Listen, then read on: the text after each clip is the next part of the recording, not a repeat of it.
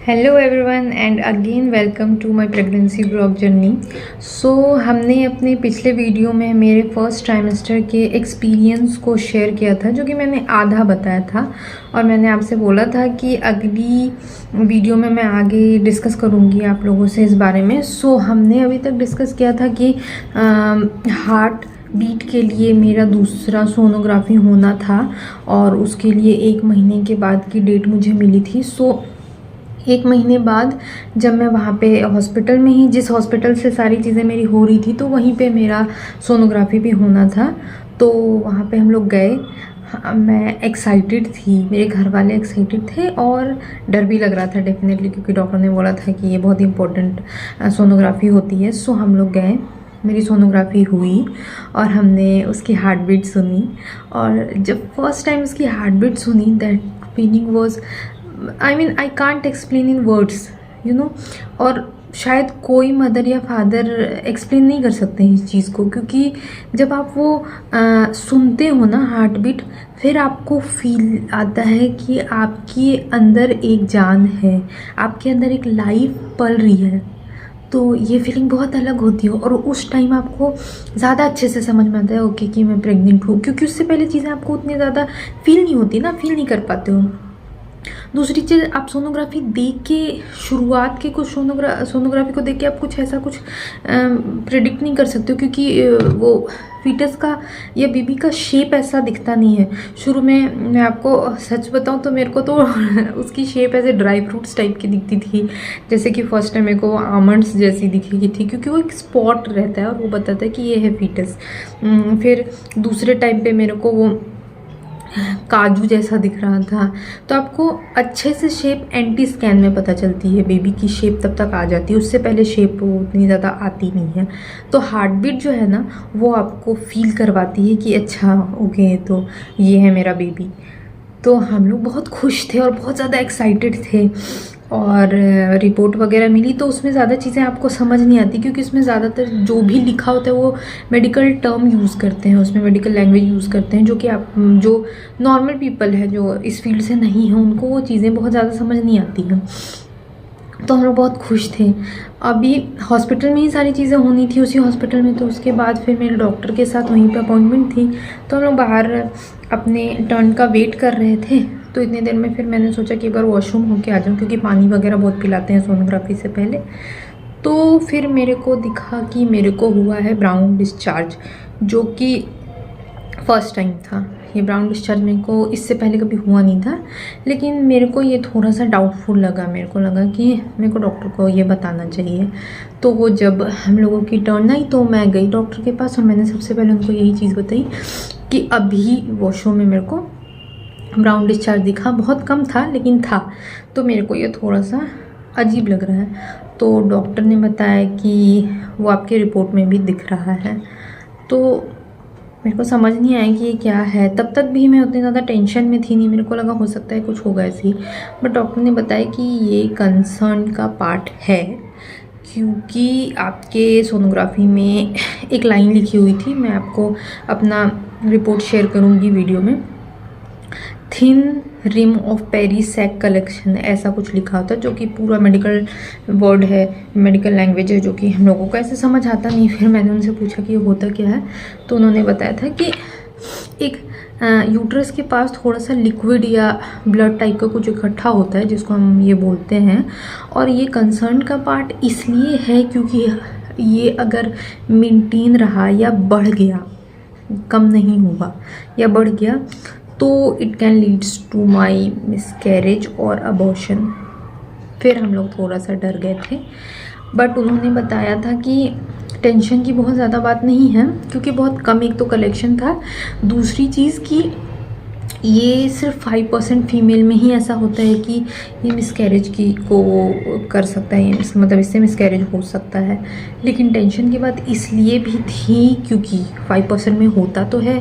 तो उन्होंने बोला कि हम फुली मेडिकेशन पे चलेंगे और जो भी मैं आपको प्रिकॉशंस बोलूँगी आप वो करोगे, और बिल्कुल पॉजिटिव सोचने की ज़रूरत है। डरने की बात है डरोगे तभी आप प्रिकॉशंस लोगे और बहुत अच्छे से ऑनेस्टली सारे मेडिकेशंस लोगे तो सारी चीज़ें अच्छी रहेंगी। तो इसलिए ज़्यादा टेंशन मत लो, बट हाँ प्रिकॉशंस लो।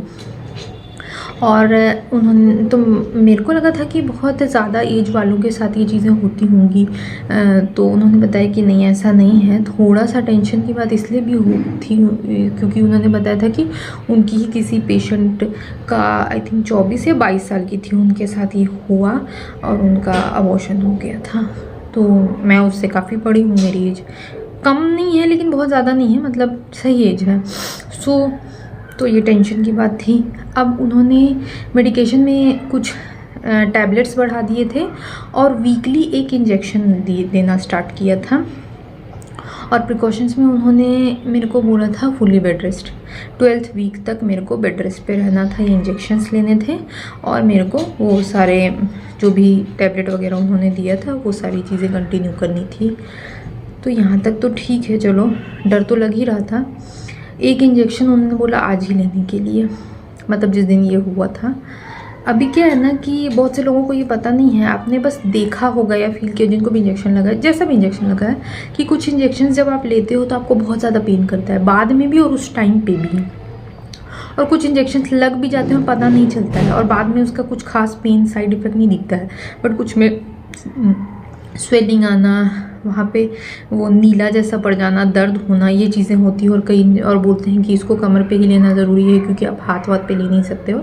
तो ऐसा इसलिए होता है क्योंकि जो इंजेक्शंस होते हैं ना, उनका जो लिक्विड होता है वो 2 टाइप का होता है सॉल्यूशन। एक होता है जो कि वाटर बेस्ड होता है जिसमें पेन बहुत ज़्यादा नहीं होता, और एक होता है ऑयली बेस्ड, ये बहुत पेन करता है। तो ये वाला जो इंजेक्शन था ये ऑयली बेस्ड था और मैंने ऑयली बेस्ड इंजेक्शंस पहले लिए हैं, बहुत सारी चीज़ों में पड़ता है, लेकिन ये जो था ना ये उन सब का बाप था लिटरली। जब मेरे को वो इंजेक्शन पड़ा तो मेरी हालत ख़राब हो गई। जब वो पड़ा था मेरे को तभी बहुत ज़्यादा दर्द हो रहा था और बाद में जिस साइड पे मेरे को लगा था, मेरे पैर नहीं उठ रहे थे, मैं पूरे 1 वीक उस साइड सो नहीं पाई। और जब वो इंजेक्शन लगा था तो मैं बच्चों के जैसे रोने लगी थी ज़ोर ज़ोर से। और फिर मेरे को लगा कि ये आगे और इतने वीक तक मैं हर वीक ये कैसे लूँगी, ये भी डर मेरे को अभी भी मैं बता रही हूँ आपको तो मेरे को मेरे हाथ पैर काँप रहे हैं वो याद करके, क्योंकि वो इतना पेनफुल था। और एक और डर आपको कि आप नहीं लोगे तो ये दिक्कतें आ सकती हैं, लेना तो है आपको।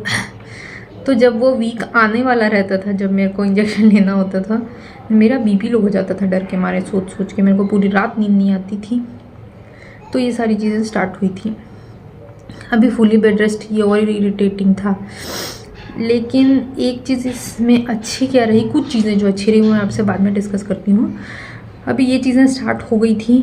फिर अभी इन सब का काम क्या होता है, ये बेसिकली जो है ना आपके प्रोजेस्टेरोन लेवल को बढ़ाते हैं या फिर मेंटेन रखते हैं, ताकि आपको जो आपका जो बेबी है वो जल्दी डिलीवर ना हो जाए, आपका मिसकैरेज ना हो जाए, इन सब चीज़ों में वो काम आता है। तो इसलिए इन सबको लेना था। तो मैंने बहुत ही अच्छे से वो सारी दवाइयाँ ली, प्रिकॉशंस ली, मैं बिल्कुल बेड पे ही रहती थी। और इसमें मेरी हेल्प मेरे हस्बैंड और मेरे ब्रदर ने बहुत की।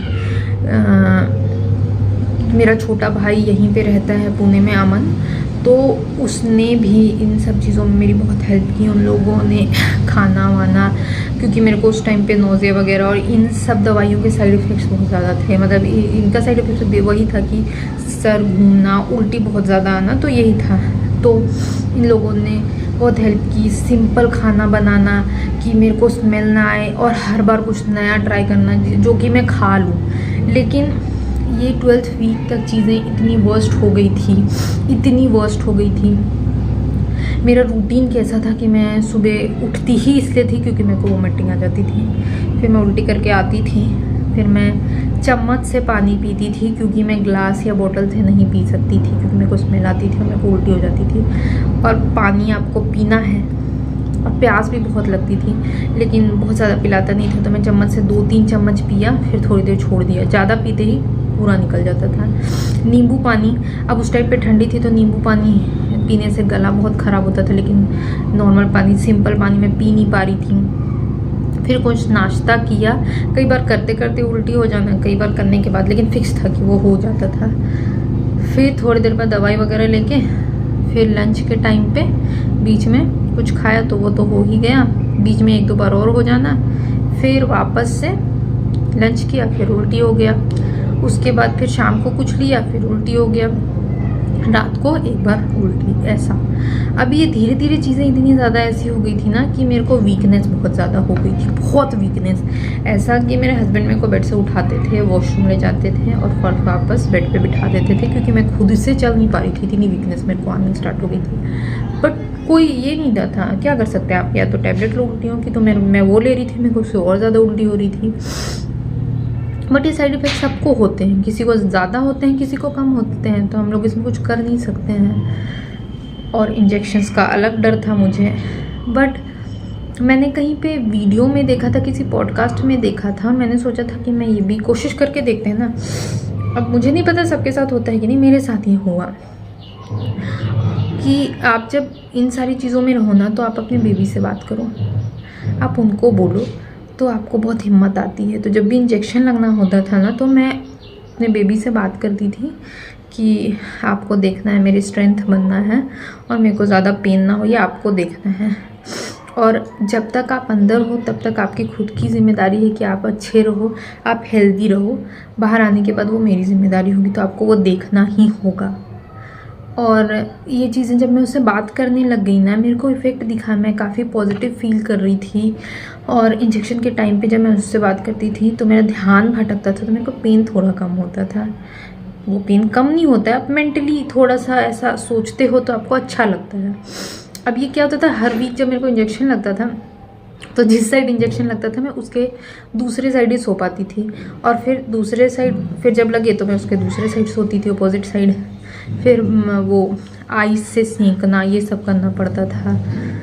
तो बहुत ज़्यादा नेगेटिव थॉट्स आते थे, बहुत डर लगता था कि कहीं कुछ हो गया, अगर ये चीज़ कम नहीं हुई तो क्या होगा। फिर डॉक्टर ने मुझे 1 महीने बाद का सोनोग्राफी बोला था करवाने के लिए, देखने के लिए कि ये चीज़ें कैसी है, सही है नहीं है।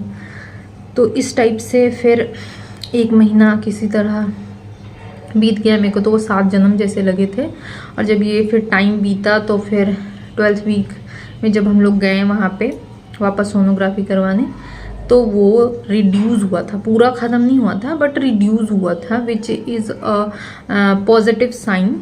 और मेरे को तभी भी टेंशन तो थी ही। फिर जब मैंने डॉक्टर से बात की तो उन्होंने बताया कि ये अच्छा साइन है और ये कम हो जाएगा। मैंने वो फिर मेरे को डर भी लग रहा था, तो मैंने पूछा नहीं कम हुआ, तो उन्होंने बोला कि पॉजिटिव सोचो, अभी तक तो कम हुआ ना, तो आगे भी होगा, उसको नहीं कम होना होता तो नहीं ही होता। तो हमेशा पॉजिटिव सोचो, जिसका आपकी बॉडी पे बहुत ज़्यादा इफ़ेक्ट पड़ता है, बहुत ज़्यादा। तो फिर काफ़ी चीज़ें अच्छी होने लगी। और उसके बाद फिर 12th वीक के बाद जब मेरा फर्स्ट ट्राइमेस्टर बीत जाने कंप्लीट होने को था, तो धीरे धीरे चीज़ें सही होने लग गई। मैं थोड़ा सा खाना खाने लग गई, पानी वगैरह लेने लग गई थी धीरे धीरे। और फिर उसके बाद फिर मेरा फर्स्ट ट्राइमेस्टर हो गया कंप्लीट। मैं लिटरली फर्स्ट ट्राइमेस्टर में वापस अगर मेरे कोई लाइफ के हिस्से में जाने को बोलो, मैं फर्स्ट ट्राइमेस्टर में कभी नहीं जाना चाहूँगी, क्योंकि इससे ख़राब कभी नहीं था। और आपको सब कोई आसपास के लोग, आपके बड़े हमेशा समझाएंगे बुरा मत सोचो, बुरा मत सोचो, मत रो। लेकिन कैसे मत रो? आपको बुरा लग रहा है तो आप रोगे ना, आपको जो फील हो रहा है वो तो आप बोलोगे। और मेरा मानना है कि डेफिनेटली आपको अगर कुछ फील हो रहा है आप बोलो, और बोलने से आपका मन हल्का होता है। तो कई दिन मैं बहुत ज़ोर से बच्चों की तरह रोती थी। मेरे हस्बैंड ने मुझे कभी नहीं रोका कि नेगेटिव मत बोलो, क्यों बोल रही हो, नहीं। उन्होंने बोला जो मन में है वो सारी चीज़ें बोलो, ताकि मन से बाहर निकल जाए और फिर पॉजिटिव थॉट्स को अंदर लेके आओ, जो मेरे लिए काफ़ी अच्छा रहा। तो जो भी इस जर्नी में हैं, उनको कोई चीज़ बुरी लग रही है, वो बात करें अपने लाइफ पार्टनर से, और लाइफ पार्टनर को उनको सपोर्ट करें, घर वाले सपोर्ट करें। क्योंकि ये मत बोलो वाला सिस्टम जो है ना, आपके अंदर वो चीज़ें रहेंगी तो वो ज़्यादा ख़राब होगा। तो इसलिए जो मन में है वो बोलो आप। तो इस टाइप से मेरा फर्स्ट ट्राइमेस्टर कंप्लीट हुआ।